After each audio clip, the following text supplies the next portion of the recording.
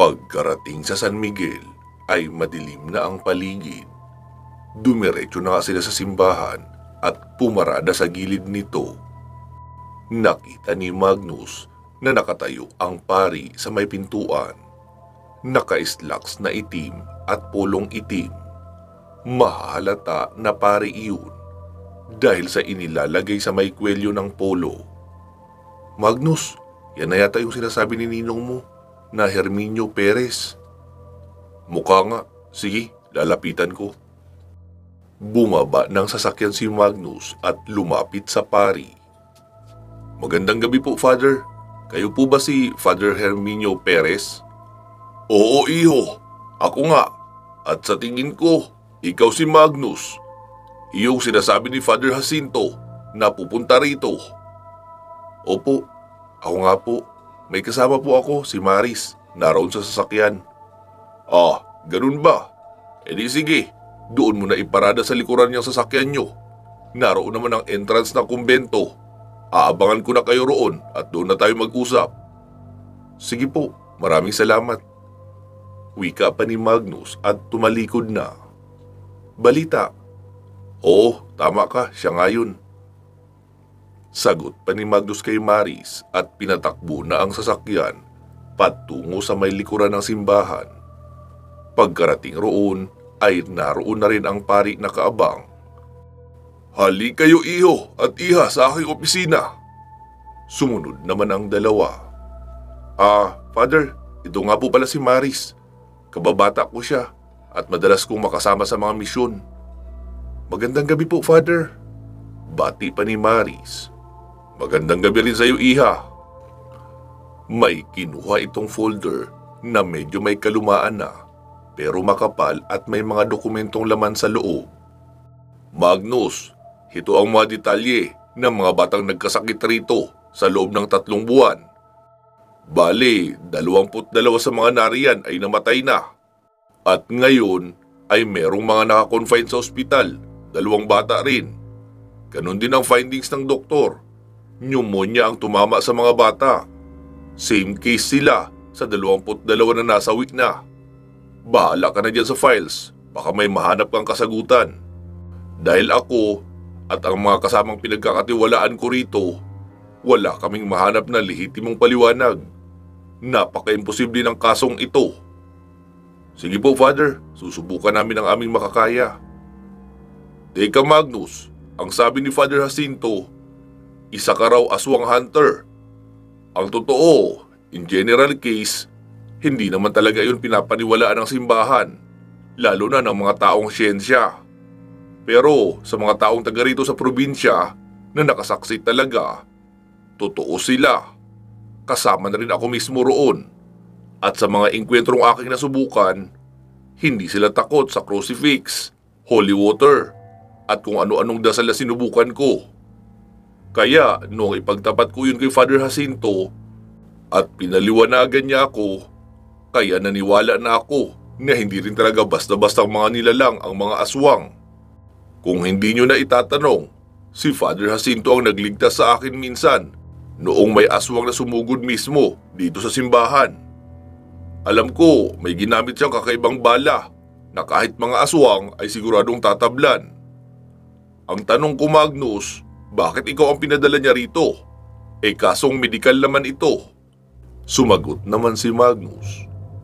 Sigurado kayo, Father, kasong medikal ito sa pananaw nyo?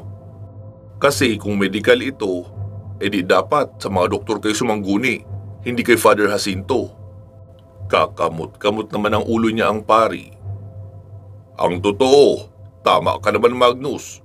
Naiisip kong may kababalaghan. Pero hindi ko naman naiisip na aswang. Tama rin po kayo, Father.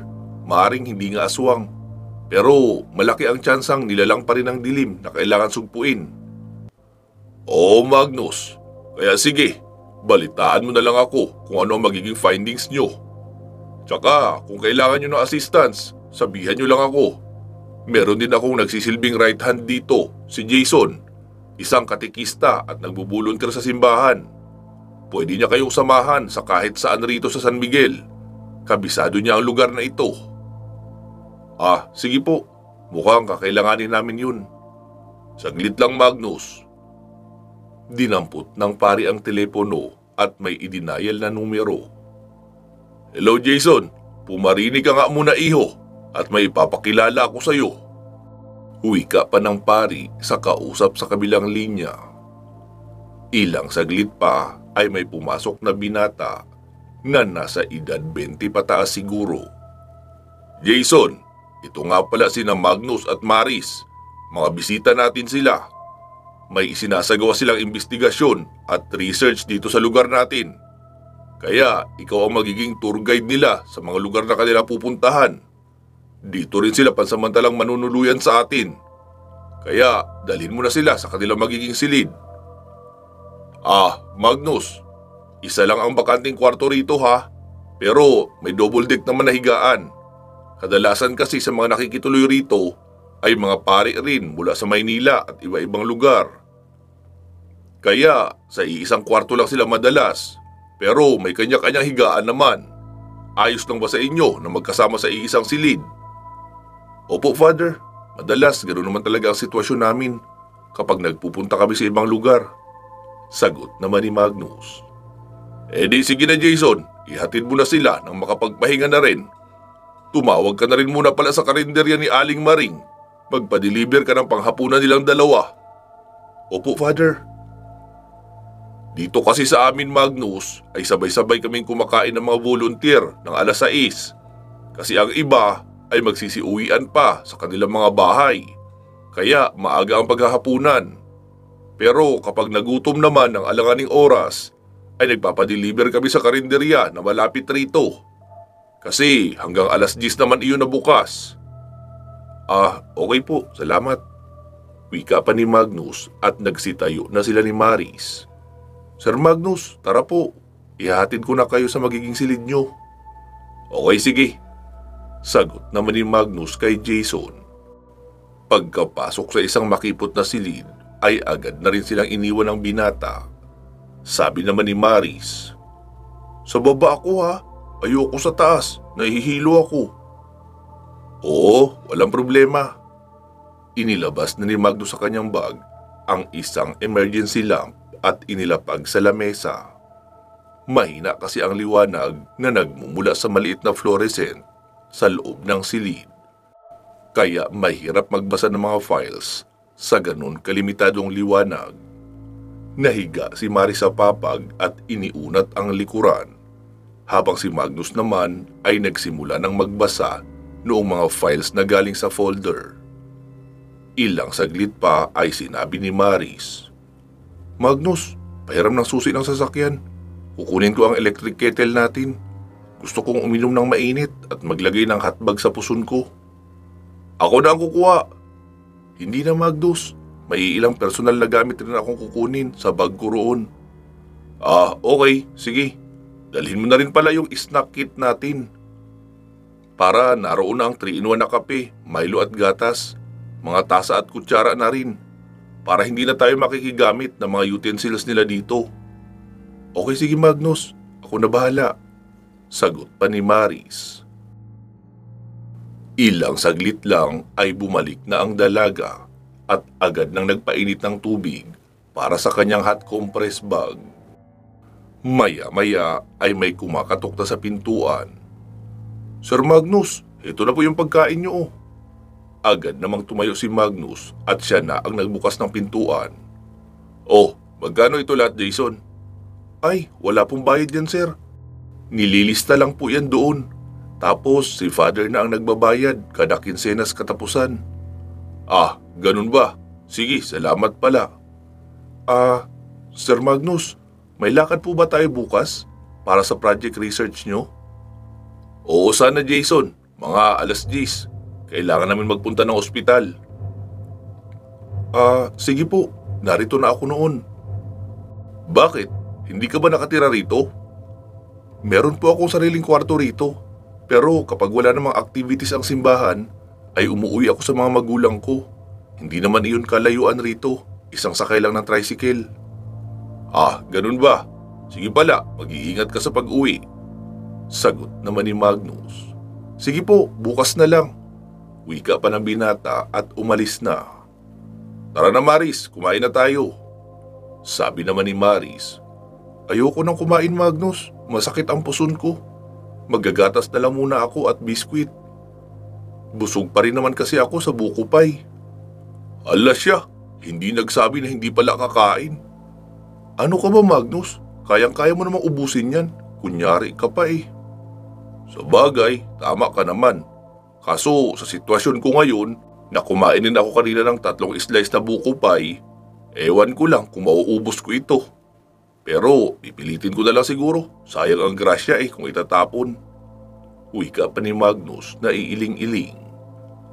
Si Maris naman ay sinimulan ng asikasuhin ang kanyang thermal bag. Maagang natulog si Maris. Si Magnus naman ay pinagpuyatan ang pagbabasa ng mga files. Samantala, sa dulong barangay ng bayan ng San Miguel, dumating ang isang lalaking may kakisigan ang katawan. Gwapo at masasabing sa tindig nito ay may sinasabi ito sa buhay at isang turistang manlalakbay. Ito ay si Randy, isang aswang na nagmula sa lahi ng mga asbo. Nanggaling siya sa isang nakakaangat na pamilya, pero hindi naman masasabing mayaman talaga. Isang taon na mahigit ang nakalilipas, magmula noong mahawaan siya ng pagkaaswang sa inuman. Galing siya noon na nag-aral sa Cebu at kagagraduate lang. Noong ayain siya ng kanyang 2 tropa sa lugar na mag-inuman bilang pag-celebrate sa kanyang pagtatapos ng kolehiyo. Noong una ay medyo nagdadalawang isip pa siya kasi nasa bandang bukid ang bahay noong 2 kaibigan. Pero noong may dumating na 3 nagagandahang dilag at sinabing makakasama nila iyon sa kanilang inuman, ay nagbago ang kanyang desisyon. Nagbigay siya ng pera sa 2 kaibigan upang ibili ng masasarap na pulutan. Nakakahiya raw kasi sa mga dalaga kung mag-iinom na chichirya o mani lang ang ipupulutan nila. Sa kasamaang palad, hindi niya alam na gusto siyang isama ng 5 sa kanilang grupo ng mga aswang. 2 sa dalaga ang orihinal na aswang at bagong nahawaan lang ang 3 dalaga, pati na ang 2 binata na mga kakilala rin ni Randy. And to make the story short, natuloy ang inuman at higit pa sa inuman ang naganap. Masasabing party all the way ang kanilang pinagsalusaluhang 6 at kasama na roon ang paghawa kay Randy na ginawa ng isang dalaga na kanyang naging kapareha sa gabing iyon. Pagkalipas ng 1 linggo ay doon na nagsimulang magbago ang kanyang pakiramdam. Kapag dumidilim ay nagiging mapula na rin ang kanyang paningin sa paligid. Isang gabi, nakaramdam siya ng sobrang gutom at uhaw.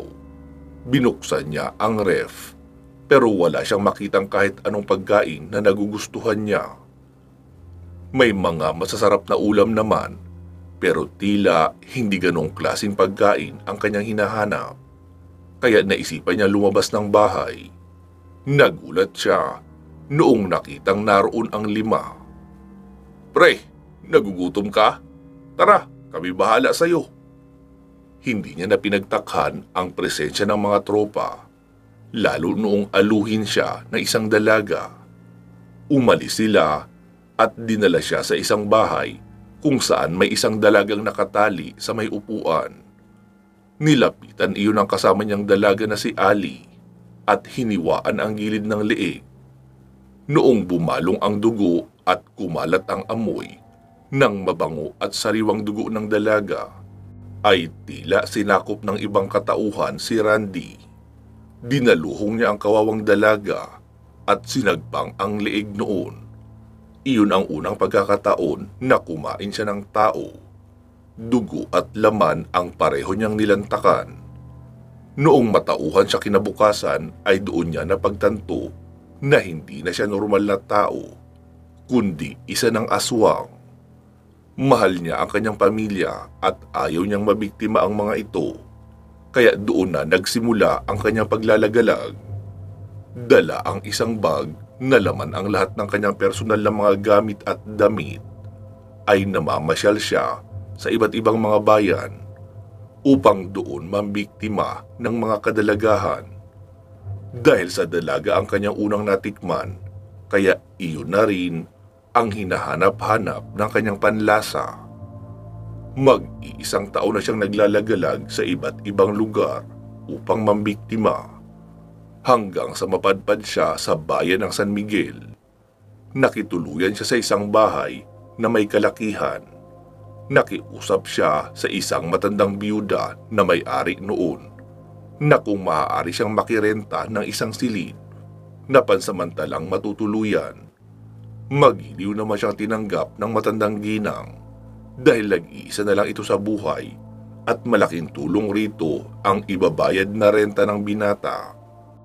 Kinagabihan, tahimik na ang paligid. Tahimik na tumalon ang binata ng kanyang silid. Walang ingay ang kanyang mga paa na bumagsak sa lupa. Saka siya naglakad ng normal at tinungo ang isang kubo sa may paanan ng bundok na may nakatirang pamilya na may anak na dalaga.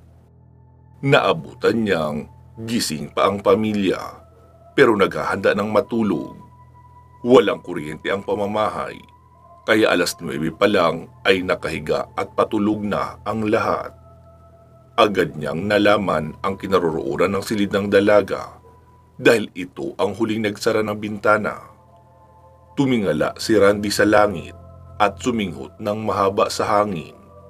Malinaw niyang naamoy ang pagiging dalisay ng dalaga. Walang bahid ng matapang na samyo ng isang lalaki, isang birhen. Napangiti si Randy at naglawa ang laway sa kanyang bibig. Sinimulan niya ang pag-usal ng maiksing orasyon na ginagamit ng mga pangkaraniwang aswang para kahit magkaroon ng ingay sa labas ay hindi magigising ang mga tao sa loob maliban sa dalagang target niya. Matyagang naghintay sa itaas ng puno si Randy habang hinihintay ang paglalim ng tulog ng lahat ng mga tao sa loob ng bahay. Naramdaman niya ang paghiga ng dalaga dahil pinagpagpa nito ang unan bago hinigaan. Sumapit ang pasado 11:00 ng gabi. Pabaling-baling sa higaan ang dalaga. Hindi siya mapakali. Alam niya namang inaantok na siya ng sobra noong bago siya humiga. Lalo at malamig ang ihip ng hangin bago niya isara ang bintana. Bakit ngayong nakailip na siya saglit ay bigla namang uminit ang paligid? Napahima siya sa kanyang bato dahil tila umiinit rin iyon. Nagulat pa siya noong makapa ang leeg hanggang sa dibdib. Nabasang-basa siya ng pawis. Tumayo siya sa kanyang higaang papag at nagpalit ng manipis na t-shirt. Hindi na rin siya nagsuot ng panloob na pang-itaas para hindi mainitan lalo at matutulog na lang din naman. Matapos makapagpalit ay muli siyang nahiga. Nakaramdam siya ng kaunting presko dahil sa bagong bihis na damit. Muli siyang nakaidlip. Subalit hindi pa nga umaabot ng kalahating oras ang kanyang pagkakaidlip ay naramdaman niya na naman ang kanyang malalaking butil ng pawis. Tila nasa loob siya ng kahon na walang hangin na pumapasok at nahihirapan na siyang huminga. Muli siyang tumayo at nagbukas ng bintana. Sinalubong siya ng malamig na hangin. Huminga siya ng malalim at pinuno ng preskong hangin ang baga. Nakaramdam siya ng kaginhawaan pero alam niyang hindi sapat para patulugin siya ng mahimbing. Kaya naisipan niyang maligo muna. Tutal may tubig naman siyang naigib sa banyo noong hapon. Kaya siguradong may maipampapaligo siya. Dinampot niya ang nakasampay na tuwalya sa likuran ng pintuan at bumaba. Dinaanan niya sa gilid ng banggirahan ang sabunera at lumabas ng pinto sa kusina. Nasa labas ng bahay ang kanilang palikuran at paliguan. Pero may bubong naman iyon. Dala ang isang lampara ay nagtungo na siya sa banyo. Pagkapasok, ay sinimulan niya ng alisin lahat ng balot sa katawan at agad nagbuhos ng malamig na tubig. Ramdam niya ang lamig noon pero hindi siya giniginaw. Tila gusto niyang magbabad sa isang plangganang may malamig na tubig upang mapawi lahat ng init na nararamdaman ng katawan. Noong makatapos maligo ay nagtapis na siya ng tuwalya at biglang namatay ang lampara. Ipinagtaka niya iyon dahil wala namang malakas na hangin ang pumasok sa loob ng banyo. Ipinagpalagay niya na lang na baka dahil sa hampas ng tuwalya kaya iyon namatay. Dinampot niya ang sabonera at lampara saka lumabas ng banyo. Nang biglang may yumakap sa kanya mula sa likuran, sisigaw pa sana siya sa pagkagulat. Pero bago pa siya makasigaw, ay mabilis binali ng taong nasa likuran ang kanyang leeg. Nabitawan ng dalaga ang hawak na sabonera at lampara. Walang hirap na kinarga ni Randy ang magandang dilag at dinala sa may kasukalan sa may paanan ng bundok at nagpakabusog buong magdamag. Sunod-sunod na ang pagtilaok ng manok noong magpasya si Randy na bumalik na sa kanyang tinutuluyan. Sa dami na kanyang kinain ay maaaring tumagal ng 1 linggo na hindi niya kailangan maghanap uli ng mabibiktima. Kinaumagahan ay kumalat ang balita ng pagkawala ng anak na dalaga nila Mang Ramil at Aling Monica.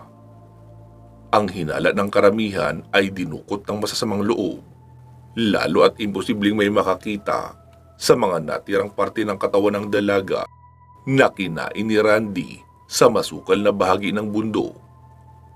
Bihira rin ang mapapagawi ng mga tao roon. Makalipas ang 3 araw ay naisipan ni Randy na maglakad-lakad sa sentro. Baka sakaling may makita na naman siyang dalagang birhen na maaari niyang biktimahin. Napadaan siya sa simbahan. Nakita niyang nasa labas ng simbahan ang isang dalaga. Hindi naman ito kaputian, pero bawing-bawi naman sa ganda at kinis ng kutis. At noong may nginitian itong kabataang choir, ay labas ang malalalim na dimple sa magkabilang pisngi. Saglit siyang tumayo sa di kalayuan habang sumisinghot ng malalim sa hangin. Walang duda, isang birhen ang babaeng kanyang nakikita. Maliban sa sariwang amoy nito, ay may naaamoy pa siyang samuyo ng bulaklak sa dugo ng dalaga. Hindi niya maipaliwanag sa sarili kung bakit bigla siyang nagutom ng sobra. Samantala ilang araw pa lang naman magmula noong kumain siya ng isang buong dalaga. Dahil sa amoy ng dalagang nasa kanyang tapat, ay tila 1 buwan na siyang hindi kumakain. Dahil doon ay nagdesisyon siyang manmanan ang dalaga at alamin kung saan nakatira. Ilang saglit pa ay may isang lalaking moreno rin ang kulay na lumabas, mukhang galing sa likurang bahagi ng simbahan, sa kumbento. Sumakay iyon sa isang magarang sasakyan na Pajero. Sumakay rin ang dalaga. Napasabi na lang si Randy ng, "Paanong nangyaring walang nangyayari sa dalawang iyon? Hindi naman sila magkaamoy ng dugo. Hindi sila magkamag-anak." Tila nahiwagaan si Randy sa kanyang nakikita. Noong makaalis na ang sasakyan ay nilapitan niya ang isang binatilyo na mukhang kasapi sa choir ng simbahan. "Pogi, kilala mo ang mga iyon? Yung dalaga at binatang sumakay sa magandang sasakyan?" Hindi ko po sila kilala personally. Pero sa pagkakaalam po namin, bisita sila ni Father Hermie, mga taga-social service, nagsasagawa ng research. Sa kumbento sila nanunuluyan ngayon." Ano pangalan ng babae?" "Maris daw po." Ganun ba? Salamat ha. Sige, naitanong ko lang kasi parang bago sila sa paningin ko." "Okay po, wala po yun," sagot naman ang binatilyo. Napangisi ang lalaking si Randy at napasabing, "Maris pala ang pangalan mo ha. See you tonight o sa mga susunod na gabi.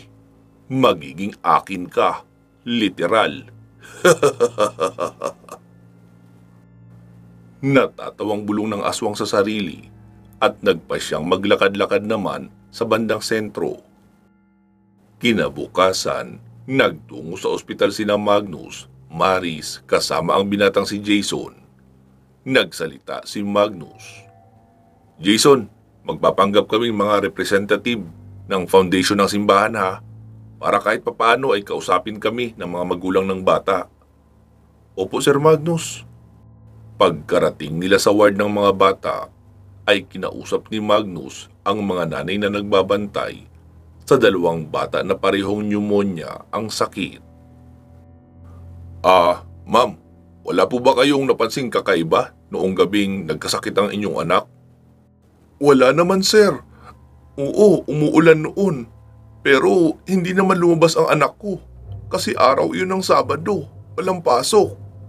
Buong araw lang siya sa loob ng kanyang kwarto naglalaro ng cellphone.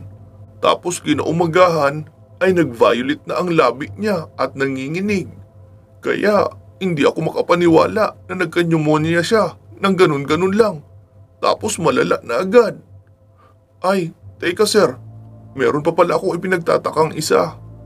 Ang bintana kasi namin ay sliding window. May kurtina rin iyon na makapal. Bago natulog ang anak ko, ay ako mismo ang nagsara noon. Inayos ko pa nga ang kurtina para hindi niya makita ang labas. Madali kasi siyang matakot kapag nakikita niya ang labas ng bintana. Pero kinaumagahan ay napansin kong nakabukas na iyon ng kaunti. Tapos may bakas ng kamay sa labas ng bintana. Pero kakaiba ang bakas na iyon. Hindi ko pa nga nalilinis kasi naging abala na kami rito sa ospital. Sabi naman ni Magnus. Ma'am, pwede ko po bang makita yung bakas ng kamay na sinasabi niyo? Ha? Bakit po sir? Akala ko ba mga taga-foundation kayo ng simbahan? Opo. Pero nag-iimbestiga rin kami kaunti ng mga hindi pangkaraniwang bagay. Kasi baka kababalagan ang gumawa o aswang. Lalo na at marami raw noon rito. Talaga sir? Naniniwala po kayo sa aswang? Oo naman po ma'am, taga rito lang din kami sa Bohol, kaya hindi bago sa amin ang tungkol sa mga ganoong nilalang. Pamilyar po ba kayo sir sa lugar na ito? Hindi po ma'am pero itong si Jason, taga rito siya. Oo sir, kilala ko siya, volunteer yan ng simbahan. Iho, ang bahay namin ay sa may Dahlia Street. Pagkalampas ng basketballan, bibilang ka lang ng 5 bahay. Tapos may compound na pula ang gate. Katukin nyo lang, naroon ang katulong kong si Gina. Tatawagan ko na lang din para papasukin kayo. Para makita nyo yung bakas sa sinasabi ko. Okay po Ma'am Telma, salamat po ha. Walang anuman po sir. Sagot naman ng ginang. Tatalikod na sana sina Magnus para puntahan ang bahay nang masalubong nila ang isang doktor. Anong maipaglilingkod ko sa inyo sir? I'm Dr. Fred Gayson. Ako ang attending physician ng mga batang narito. Ako naman si Magnus Argente, representative ng San Isidro Foundation. Nag-iikot-ikot kami sa mga ospital kung may mga batang nangangailangan ng financial assistance. Maaaring makatulong kaunti ang aming foundation. Ganun ba? Sa kabilang ward, alam ko maraming nangangailangan roon. Okay Dok, salamat. Sagot pa ni Magnus at naglakad na sila papalabas ng malaking silid. Sabi naman ni Maris, Magnus, may nararamdaman akong kakaiba sa doktor na iyon. Ha? Aswang siya? Hindi siya aswang, pero meron siyang negatibong enerhiya at malakas. Higit pa sa normal na mga albularyo. Talaga? Paano iyon nangyari? Doktor lang siya. Sige, mauna na kayo ni Jason sa labas. Kakalap lang ako kaunti ng impormasyon. Okay, sige. Sagot naman ni Maris at sumenyas na sa binatang si Jason. Nasabayan na siya sa paglabas ng ospital. Lumapit si Magnus sa nurse station kung saan may isang nurse lang ang naiwan. Hi nurse, magandang umaga. Yes sir, ano pong maipaglilingkod ko? Nurse, matagal ka na rito? Hindi pa po gaano sir. 1 year pa lang ako mahigit. Bakit po? Kilala mo ba si Dr. Fred Gayson? Oo naman po. Siya ang naka-assign sa ward ng mga bata. Gaano na siya katagal rito? Bagong lipat lang po siya. 3 buwan pa lang dito. Galing siya sa ospital ng Villalobos. Ah, ganun ba? Sige, salamat. Wika pa ni Magnus, sabay umalis na rin agad. Pagkasakay sa sasakyan, Maris, di ba naka-wifi ka naman? Gamitin mo yung apps na binigay sa atin ni Carlo. I-hack mo ang files ng ospital ng Villalobos. Tignan mo kung may mga similar cases ba roon ng mga batang nagka-pneumonia din, katulad ng kaso rito. Okay, sige. Sagot pa ni Maris at binuksan ang laptop. Pagkarating sa bahay noong ginang ay sinabi ni Maris, "Maiwan na ako rito, Magnus. Sinisimulan ko na yung pinapagawa mo." Okay, sige. Ang binatang si Jason na ang kumatok sa gate ng bahay at nagpakilala sa katulong na si Gina. Agad rin naman silang pinapasok dahil ayon rito ay tumawag naman ang kanyang amo at sinasabing abangan ang pagdating nila. Pagkapasok nila Magnus at Jason sa silid noong batang nagkasakit ay tinignan niya agad ang bintana. Nakita niya nga ang sinasabing bakas ng ginang. Kamay iyon na may 5 daliri. Pero ang daliri ay parang nagbumula sa kalansay. Mapayat pero ang pagiging mahaba ay mas mahaba pa sa normal na daliri ng mga tao. Pinikturan iyon ni Magnus at nagpaalam na rin agad sa katulong na aalis na. Pagkarating sa sasakyan, "Ano, may nakita kayo?" "Oo, Maris, ito oh." Wika pa ni Magnus sabay abot ng cellphone niya kay Maris. "Anong klaseng kamay ito? Ang haba naman yata ng mga daliri. Pero sobrang payat." "Ewan ko rin eh. Kumusta ang research mo dyan?" "Wala pa, mabagal. Lalo at mahina ang signal sa area na ito. Susubukan ko na lang uli mamaya sa kumbento. Baka mas malinaw ang signal roon." "Okay, sige." Pagkarating sa kumbento ay sinabi ni Magnus, "Jason, dito na muna kami. Hindi na muna kami aalis. Magre-research na lang muna." "Okay po, sir." Sinimulan uli ni Magnus ang pagre-review noong mga files. Ilang minuto pa ang nakalipas nang sabihin ni Maris, "Magnus, mukhang may kinalaman ang doktor sa mga nangyayari. Kasi sa Villalobos, buwan-buwan ay may kaso sila ng mga bata na biglaan din ang pagkakasakit. 8 hanggang 10 bata kada buwan. Paano natin malalaman kung anong nilalang ang doktor na iyon? Hindi kasi talaga siya aswang. Kasi kung aswang siya, maaamoy ko ang amoy ng dugo o karne ng tao na kinakain niya. Sisingaw at sisingaw iyon sa kanyang katawan at hininga." Sabi naman ni Magnus, "Alam ko na, mukhang may alam akong taong pwede natin pagtanungan sa mga ganyang bagay." Nag-scroll lang mga kontak si Magnus sa kanyang phone book. Tapos may tinawagan. "Hello, mga Adimir, kumusta ka na? Si Magnus ito." "Oh, Magnus, ikaw pala. Tagal mong hindi nagparamdam ah. Ano nang balita sa'yo?" Narito po ako ngayon sa Bohol at marami ring balita tungkol sa akin at karamihan yata ay hindi maganda. Kasi nawala sa akin ang mga gabay ko. Pero saka na natin pag-usapan mga Adimir ang tungkol doon. Meron kasi akong problemang kailangan resolbahin agad. Mga bata ang biktima. Ipapadala ko sa iyo ang picture ng nakita kong bakas. Bali, bakas iyan ang kamay. Pero hindi ko lang matukoy kung anong nilalang. Bata ang binibiktima at tatagal lang ang bata ng 3 hanggang 5 araw ay mamamatay na. Kaya medyo nagmamadali ako na maresolba ito agad. Sige Magnus, send mo sa akin at titignan ko sa mga research ko rito. Tapos babalikan kita agad. Okay, sige Mang Adimir, salamat. Walang anuman Magnus. Sagot pa sa kabilang linya at pinatay na. Nagsalita si Maris. Magnus, anong gagawin natin ngayon? Ang boring naman rito kung mananatili lang tayo sa loob ng silid maghapon. Sige, kung gusto mo, mamasyal tayo at sa labas na rin magtanghalian. Nice, gusto ko yan. Sagot pa ni Maris. Lumabas na nga silang dalawa ng silid. Nasalubong pa nila si Jason. Jason, maglalakad-lakad muna kami sa paligid. Pakisabi na lang kay Father Herminio kapag hinanap kami. Okay sir, walang problema. Pagkarating sa bayan ay ipinarada muna ni Magnus ang sasakyan sa tabi. Saka sila nag-ikot-ikot sa paligid. Magnus, may bibilhin lang ako sa tindahang iyan. Dito ka lang sa labas maghintay. Ha? Bakit? Bawal ba ang pogi dyan sa loob? Bakit? Bibili ka rin ba ng panty? Napatingin si Magnus sa karatula ng tindahan. Tindahan pala iyon ng mga damit at undergarments ng mga babae.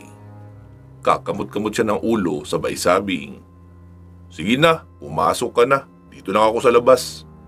Uwi ka pa ni Magnus at lumayo na kaunti. Nakakita siya ng nagtitinda ng taho sa gilid.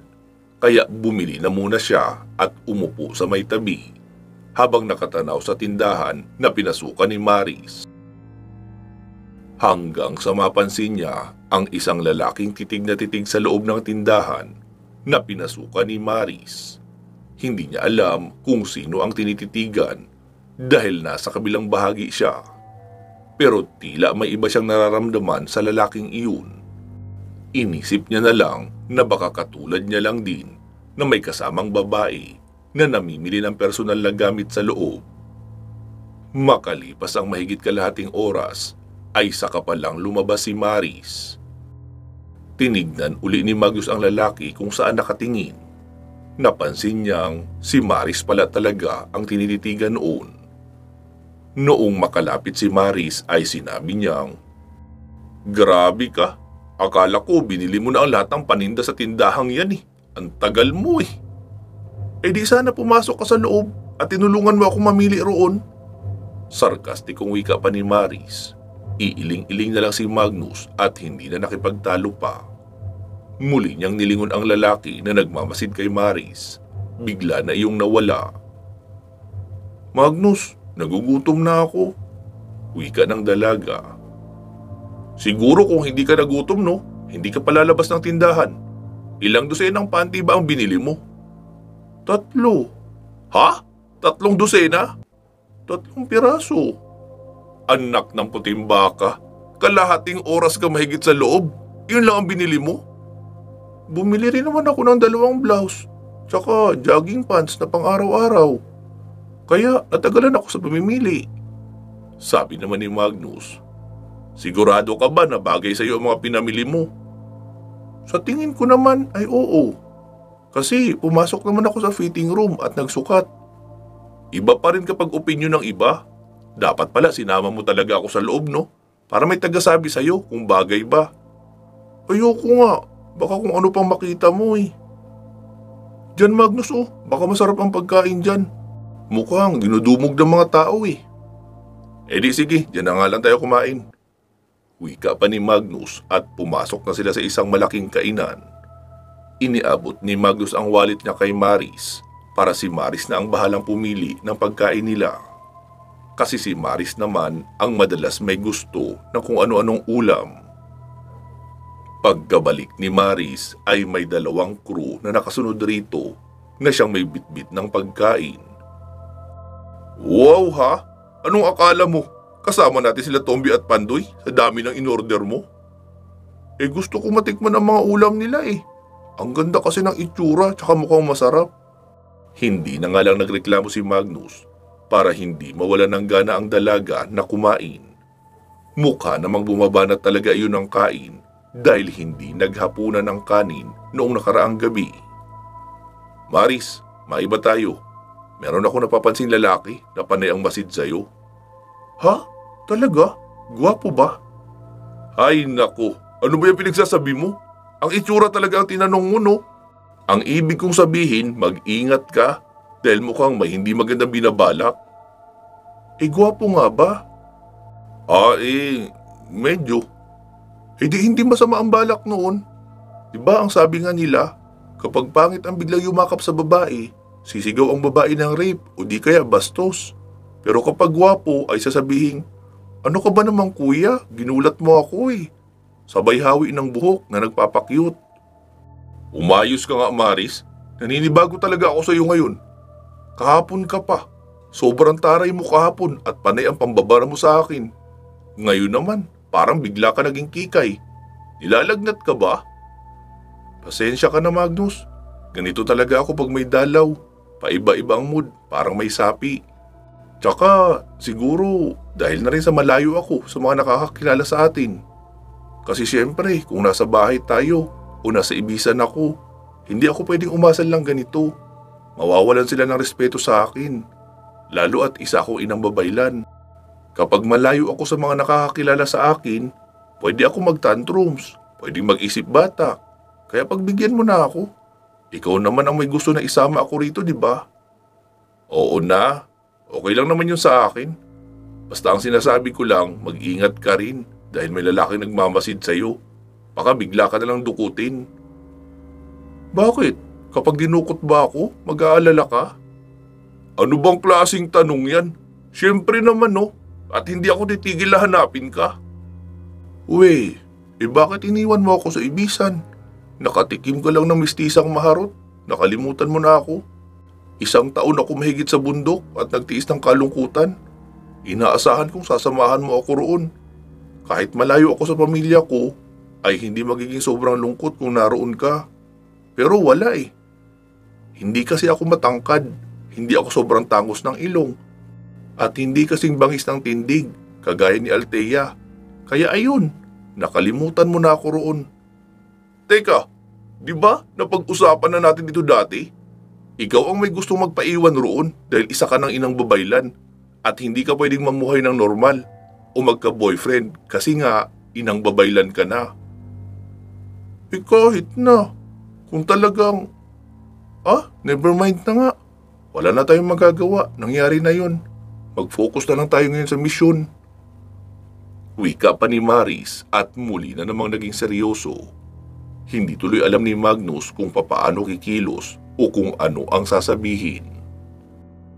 Noong matapos silang kumain ay nagulat si Magnus noong makitang naubos nila ni Maris ang 5 putahe ng ulam na in-order ng dalaga at 4 na order ng kanin. Nag-order pa nga ang dalaga ng mais con yelo bilang panghimagas.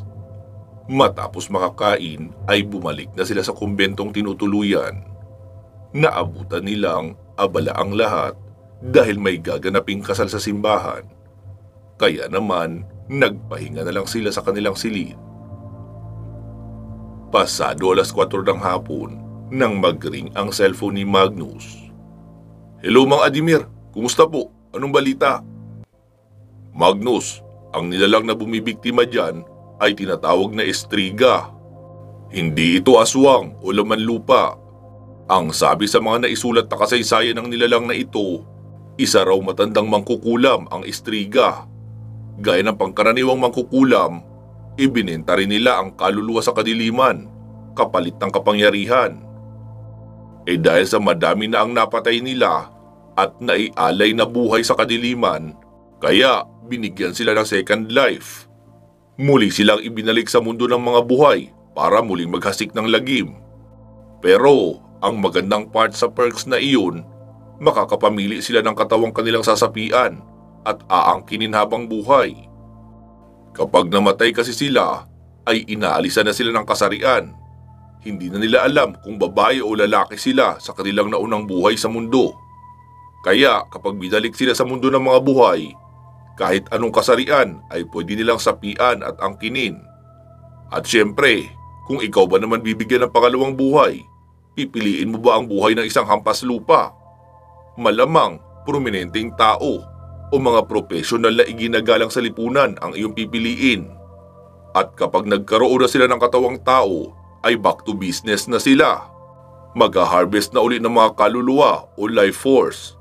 At isa ang mga bata sa may pinakasolidong life force, kaya malamang sila talaga ang tinatarget ng mga ito. May suspect na ba kayo kung sino ang nilalang na ito? Mahabang paliwanag at tanong pa ni Mang Adimir. Actually Mang Adimir, meron po, isang doktor. Galing siya sa bayan ng Villalobos. Napakarami ring kaso ng ganitong pagkamatay ng mga bata roon. Mang Adimir, anong armas ang kayang pumatay sa estriga? Wala. Maiksing sagot pa ng Ginoo. Ha? Pwede ba yun? Oo, Magnus, wala talaga. Kasi dati na nga silang patay. Nakikigamit lang sila ng katawan ng iba. Kahit patayin mo ang katawan na iyon, edi lilipat lang din sa ibang katawan agad-agad. Ganun kasimple. Hindi kinakailangan ng kasunduan o permiso sa may-ari ng katawan. Basta, bigla na lang silang sasapi at kanila na iyon. At dahil sa inangkina nila ang katawan ng taong kanila pinasukan, considered dead na rin ang taong iyon dahil ifo-forward na nila agad ang kaluluwa noon sa kadiliman. E paano namin mapipigilan, Mang Adimir, ang pambibiktima ng nilalang na sinasabi mong Estriga? E di papatayin nyo. Ang gulo mo, Mang Adimir. Kasasabi mo lang, walang armas na makakapatay sa nilalang na iyon, di ba? Oo, tama ka. Yun nga ang sabi ko. Ang tanong mo kasi kung anong armas ang pwede makapatay. Kaya ang sagot ay wala. Pero may paraan para mapatay iyon ng tuluyan. Kahit pangkaraniwang baril o punya lang ang gagamitin mo. E paano? Kailangan matsyempuhan mo ang nilalang habang humihigop ng buhay ng batang kanyang biktima. Habang nasa kalagitnaan siya ng paghigop ay saka mo siya papatayin, babarilin o sasaksakin kahit alin doon. Posible iyon basta sa ganoong pagkakataon. E paano ko yun matsyempuhan? Tanong muli ni Magnus. Magnus, iyon ang problemang ikaw na ang makakasagot. O sige na, tumawag ka lang kung meron ka pang ibang impormasyon na gustong malaman. May pupuntahan pa ako. Sige na Magnus, bye. Sige po Mang Adimir, salamat po, bye din. Tulala si Magnus noong ibaba ang cellphone. Nagulat siya noong makitang nakatulala rin si Maris na nakatingin sa kanya. Anong sabi? Ha? Wala sa sariling sagot ni Magnus. Sabi ko, anong sabi ni Mang Adimir sa tanong mo tungkol sa hinahanap nating salarin sa pambibiktima ng mga bata? Ah, yun ba? Isang nilalang na Estriga raw ang may gawa nito. Mangkukulam na nabuhay muli. Pwede makapasok sa kahit kaninong katawan at mambiktima ng mga bata.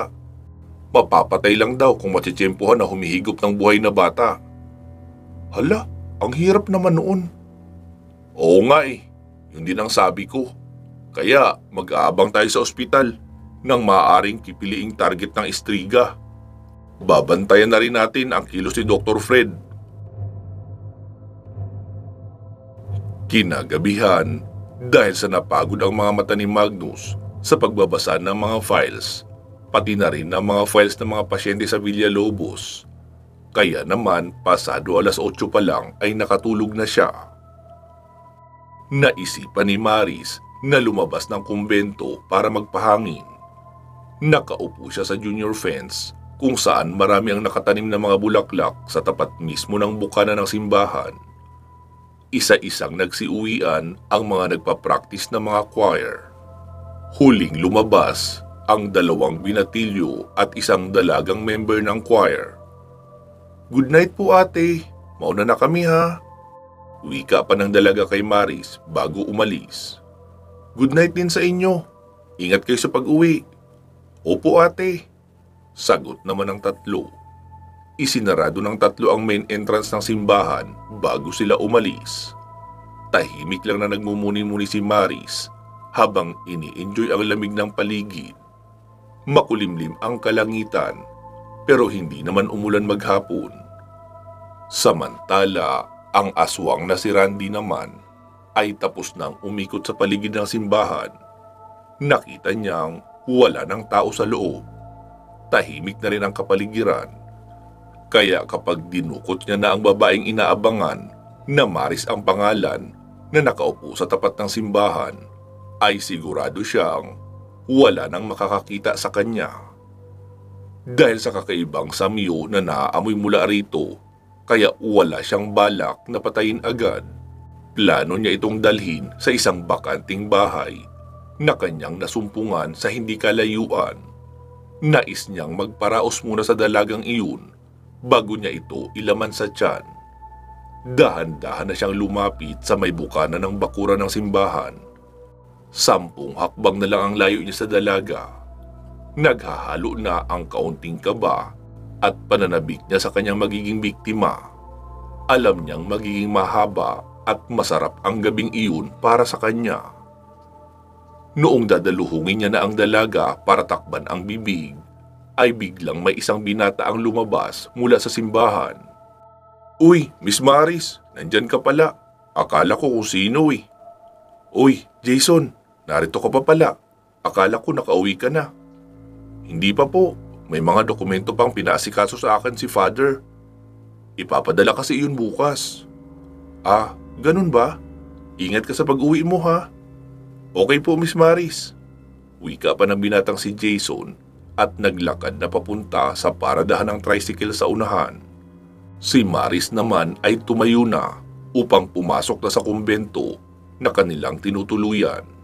Nakaramdam na rin kasi siya ng antok. Matapos siyang mababad sa preskong simoy ng hangin sa hardin ng simbahan.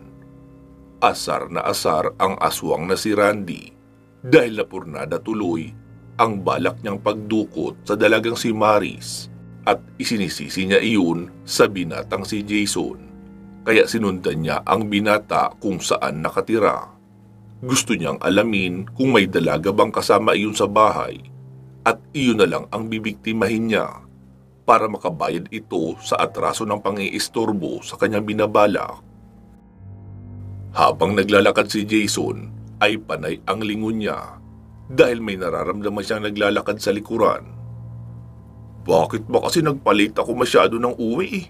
Wala na tuloy tricycle sa paradahan." Asar na bulong pa ni Jason sa sarili. Medyo may kalayuan ang kanilang bahay sa simbahan, pero malapit lang iyon kung nakatricycle. Pero aabutin rin ng 10 minuto kung lalakarin. At iyon nga, wala siyang ibang choice dahil wala ng tricycle sa paradahan, kaya nilakad niya na lang. Dumagdag pa sa inis niya sa sarili dahil tila may nakasunod na kung anong nilalang sa kanya. Pero tuwing lilingunin niya naman ay wala naman siyang nakikitang kahit ano o kahit sino. Pagkarating sa bahay ay agad siyang sinalubong ng kanyang kapatid na dalaga na si Elsa. "Kuya Jason, bakit ngayon ka lang? Ipapasok ko na sana sa ref ang ulam at kanin dahil akala ko doon ka na sa kumbento matutulog." "Ah, pasensya ka na, Ning. May mga dokumento kasi ako inasikaso. Maaga raw yun ipapadala bukas, sabi ni Father. Kaya tinapos ko na." "Sige kuya, ikaw na lang magpasok ng mga matitirang ulam at kanin sa ref ha. Huwag mong kakalimutan. Magagalit na naman si mama kapag may napanis na kanin." "Oo na po, sige na, matulog ka na." Wika pa ni Jason sa kapatid niyang dalaga. Nasa 18 taong gulang ang kanyang kapatid at nag-aaral ng kolehiyo sa kanilang bayan. Ito ang nagiging kapalit ng kanyang ina sa pag-aasikaso ng lahat sa bahay. Maaga itong naging mature dahil sa mabuting pagpapalaki at palagi ang pagtuturo ng kanilang ina na isang guro. Pagkapasok ni Elsa sa silid ay dumiretso siya sa bintana. "Hindi ko pala ito naisara." Bulong ng dalaga noong makitang malaki ang bukas ng bintana niya. Inilabas niya kaunti ang ulo sa bintana, pumikit at huminga ng malalim. Pinuno ang baga ng preskong hangin, pero noong ikalawang hinga niya ng malalim ay may naamoy siyang malansang amoy ng bunganga. Agad siyang napamulat. Pakiramdam niya talaga ay may taong bumuga ng hangin sa kanya. Hindi kasi iyon malamig. Parang hininga ng isang lalaki na may kasamang lansa. Isinarado niya na lang ang kanyang bintana at nahiga na. Sa kalaliman ng gabi, mahimbing ang tulog ng lahat. Sinimulan ni Randy ang pagbulong ng utos sa dalaga. Wala sa sariling nagmulat ng mata ang dalagang si Elsa. Bumangon, naglakad papunta sa may pinto ng kusina at lumabas. Naroon na sa labas ng pintuan si Randy na naghihintay. Muli niya iyong binulungan, saka inakbayan at magkasabay na silang naglakad patungo sa bahay na dapat ay pagdadalhan ni Randy sa dalagang si Maris kung hindi lang siya naistorbo ng paglabas ng binatang si Jason. Pagkarating roon ay tulala pa rin ang dalaga habang inaalis ni Jason ang lahat ng sagabal sa katawan noon, saka isinagawa ang kanyang masamang balak. At noong magsawa ay sa kanya itinusok ang pinatulis na kamay sa tiyan noon at dinukot ang puso saka sinimulang kainin. Hindi man iyon kasing sarap nang nai-imagine niya na magiging lasa ng karne at dugo ng dalagang si Maris. Pwede na rin pagtiyagaan dahil halata namang bata pa talaga ang dalagang si Elsa at isa ring birhen. Halos mag-uumaga na noong matapos siyang kumain at umuwi sa tinutuluyang bahay. Bago natulog ay pinaglakbay niya ang imahinasyon habang iniisip na may ginagawa siyang masarap na bagay sa dalagang si Maris. Nalingid sa kanyang kaalaman na ang dalagang iyon ang tatapos ng kanyang buhay. Pansamantala po muna natin puputulin dito itong ating kwento. Magsama-sama po tayong muli sa part 144. Mag-iingat po kayo palagi at hanggang sa muli.